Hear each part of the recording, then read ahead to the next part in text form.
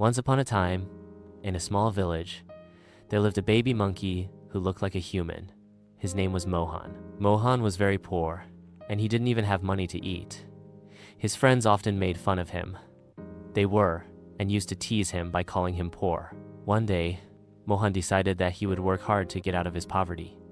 He went outside the village and started working, and slowly started earning money. He saved his money and opened a small shop.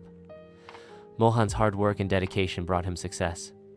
His shop started running, and he became rich. His friends who used to make fun of him now were surprised to hear his success story. Mohan has his own, gave the credit for success to his hard work and dedication. He said, "Poverty is not a matter of shame, but with hard work and dedication we can get out of our poverty." Mohan's story inspired the people of the village, and they also understood the importance of hard work and dedication in his life.